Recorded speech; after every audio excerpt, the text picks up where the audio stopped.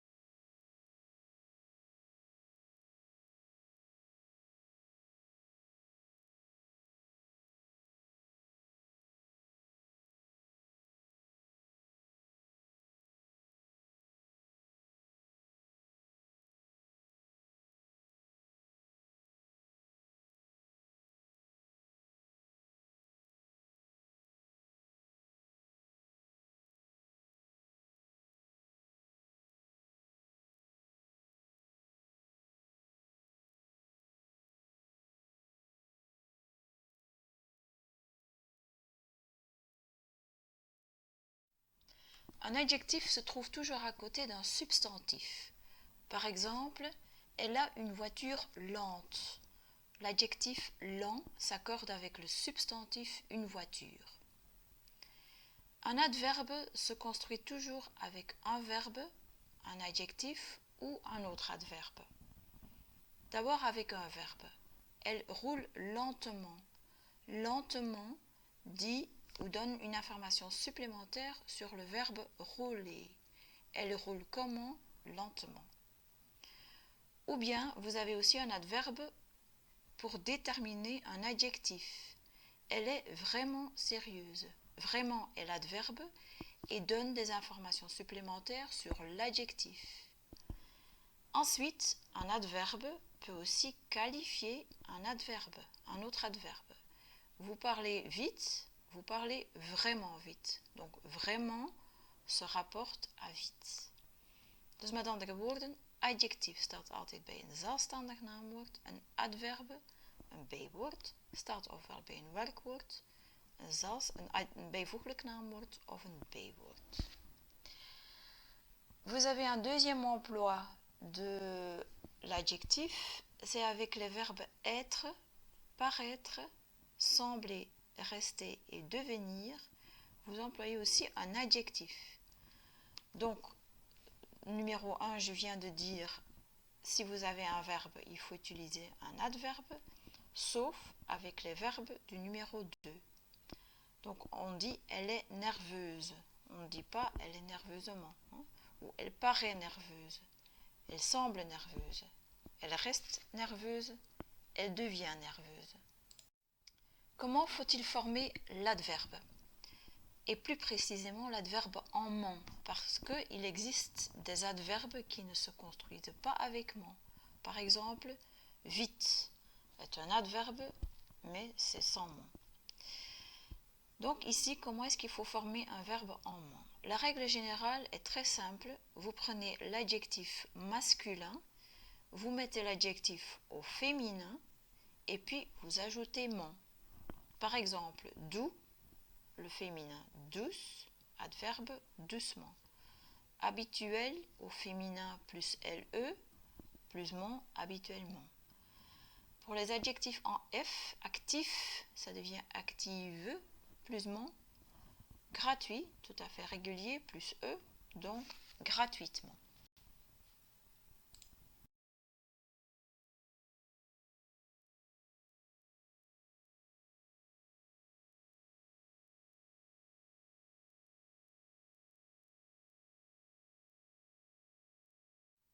Attention pour les adjectifs qui se terminent en ENT ou en ANT. Pour les adjectifs en ENT, on forme l'adverbe en amant. Attention à la prononciation, on dit amant. Pour un adjectif en ANT, on construit l'adverbe avec amant. Donc en fait, amant avec E ou amant avec A se prononcent de la même façon. Alors, quelques exemples. Évident, évidemment. Prudent, prudemment. Récent, récemment. Violent, violemment.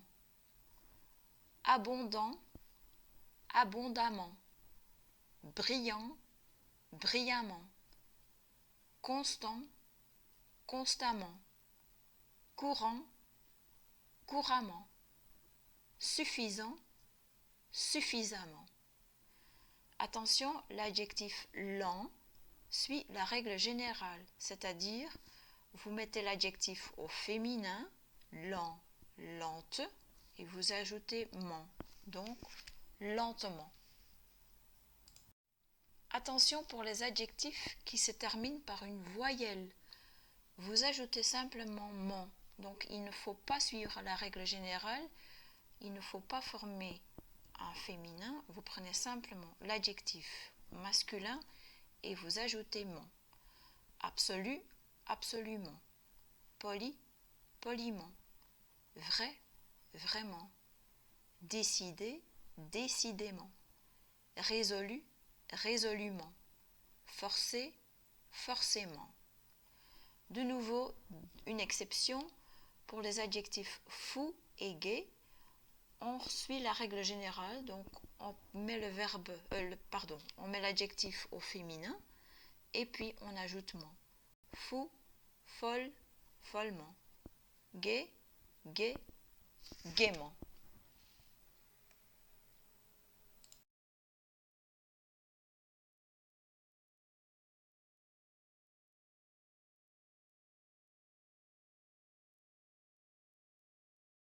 Attention, ici vous avez quelques formes spéciales de l'adverbe.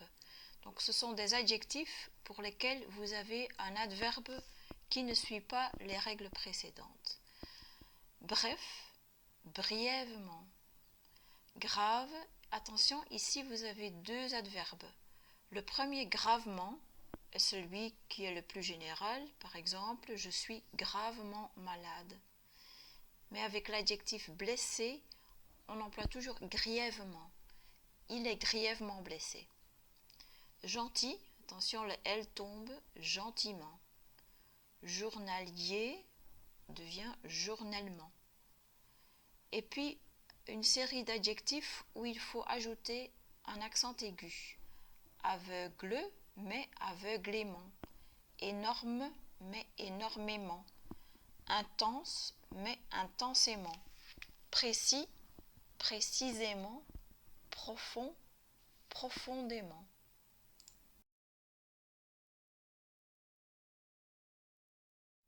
Mais on ne peut pas former un adverbe avec tous les adjectifs.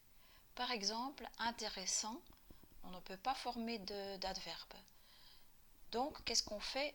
On va utiliser une expression de manière et puis l'adjectif au féminin, ou bien de façon plus adjectif au féminin.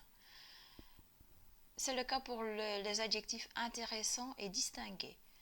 Il l'explique de manière intéressante, op een interessante manier, op een interessante wijze. Distingué, ça veut dire voornaam. Il s'habille de façon distinguée. Hij kleedt zich op een voorname wijze, op een voorname manier.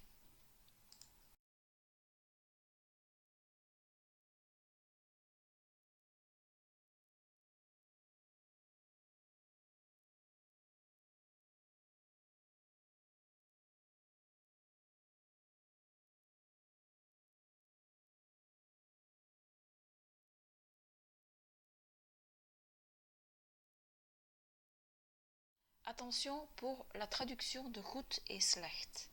L'adjectif bon, bonne, mauvais ou mauvaise. Mais l'adverbe c'est bien ou mal.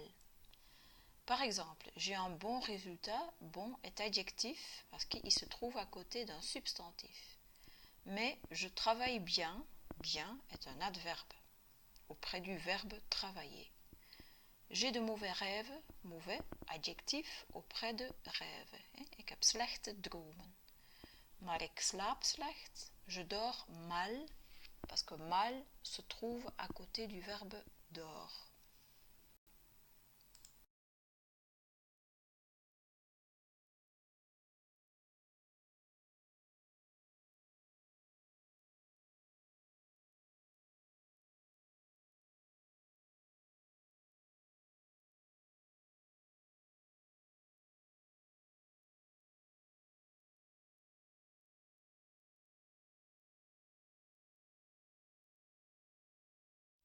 Et puis vous avez une série d'adjectifs qui sont employés dans une expression et qui sont en fait employés comme adverbe. Donc, comme c'est un adverbe, cette forme reste invariable. Par exemple, bas, stel of laag, parler bas. Normalement, selon la règle générale, bas est un adverbe, donc on devrait dire bassement. Mais c'est une expression et on dit simplement parler bas. Donc on va utiliser l'adjectif bas comme adverbe. En fait, qu'est-ce qu'il faut faire? Étudier ces expressions par cœur. Et puis, il ne faut pas vous poser trop de questions. Oui. Donc, parler bas, sentir bon, tenir bon, sentir mauvais, coûter cher, payer cher, voir clair, travailler dur, chanter faux, frapper fort, parler haut, chanter juste et peser lourd. Il y a encore d'autres expressions qui se construisent de la même façon, mais ce sont les expressions les plus fréquentes. Il est temps de faire des exercices. Alors, vous prenez la page 197 et vous faites l'exercice 7. Vous faites l'exercice, vous arrêtez la présentation et vous passez à l'exercice suivant. Exercice 7. Complétez le texte à l'aide d'adverbes dérivés des adjectifs donnés. Dus bijwoorden die afgeleid zijn van het gegeven adjectief. Donc ici, c'est un exercice vraiment sur la formation de l'adverbe. Voilà, au travail.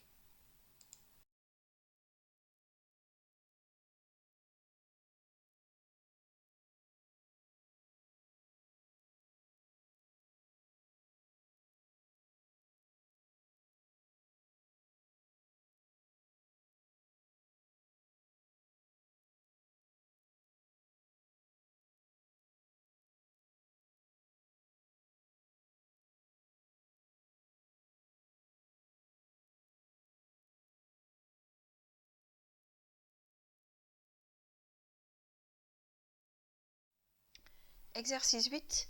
Ici, il faut chercher s'il faut employer un adjectif ou un adverbe. Première chose que vous faites, vous essayez de voir si le mot entre parenthèses se rapporte à un verbe, et donc dans ce cas est un adverbe, ou se rapporte à un adjectif ou à un adverbe. Dans tous ces cas, le mot entre parenthèses va être un adverbe. Ou si par contre le mot entre parenthèses se rapporte à un substantif. Et dans ce cas, ce sera un adjectif. Je m'explique. Vous connaissez évident la tour Eiffel. Donc évident, est-ce que évident se rapporte à la tour Eiffel? Donc se rapporte à betekent slaat op. Slaat évident op la tour Eiffel. Ou est-ce que évident se rapporte à connaissez? Ici, évident se rapporte à connaissez. Je kent natuurlijk de Eiffeltoren. Dus die natuurlijk slaat op connaissez. Donc, ici, je dois employer un adverbe. Évident, c'est un adjectif en ENT, donc ça devient évidemment. Attention, évidemment s'écrit E-M-M-E-N-T. Donc, d'abord, vous déterminez est-ce que c'est adjectif ou adverbe. S'il faut utiliser un adjectif, vous faites l'accord avec le substantif si nécessaire. Donc il faut chaque fois contrôler si le substantif est féminin ou pluriel, ou masculin évidemment. Et si vous employez un adverbe, formez correctement l'adverbe. Donc si vous hésitez, allez consulter, vous pouvez consulter la théorie. Page 199, exercice 10. Ici, c'est un adjectif sur la traduction de goed of slecht. Donc, vous allez revoir la théorie. Petite récapitulation. Bon et mauvais, c'est chaque fois adjectif. Bien et mal, ce sont les formes de l'adverbe. Ici aussi, essayez d'abord de voir s'il faut employer la forme de l'adjectif ou la forme de l'adverbe. Et ensuite, vous essayez, si cet adjectif, vous adaptez l'adjectif au substantif auquel il se rapporte. L'adverbe reste bien sûr invariable.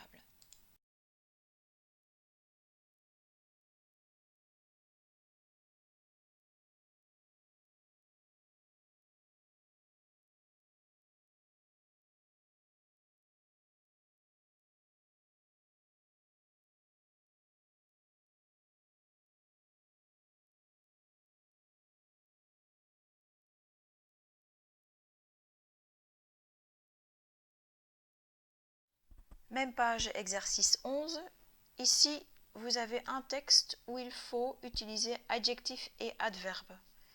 Donc, je vous propose, lisez d'abord le texte, essayez de le comprendre et ensuite, vous essayez de compléter l'exercice. Donc, encore une fois, déterminez, déterminez d'abord si le mot entre parenthèses est un adjectif ou un adverbe.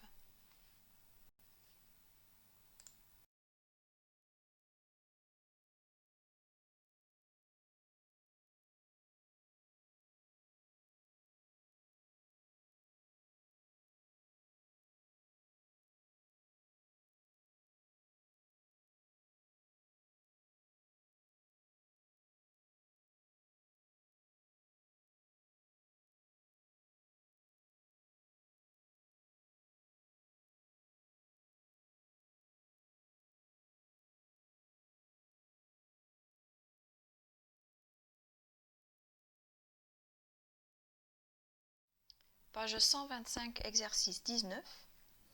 C'est un exercice qui se concentre sur les expressions où l'adjectif est employé comme adverbe. Vous avez dans le cadre vert, juste au-dessus de l'exercice, les expressions. À gauche, première colonne, vous avez l'adjectif. La colonne de milieu, vous avez une expression où on emploie l'adjectif comme adverbe. Donc, la forme de l'adjectif qui est employé comme adverbe reste donc invariable. Mais attention, dans l'exercice 19, on emploie aussi ces adjectifs vraiment comme adjectifs. Donc ici, déterminez d'abord si le mot entre parenthèses est adjectif et donc s'accorde avec le substantif, ou si c'est un adjectif qui est employé comme adverbe, qui fait donc partie d'une de ces expressions et qui reste donc invariable.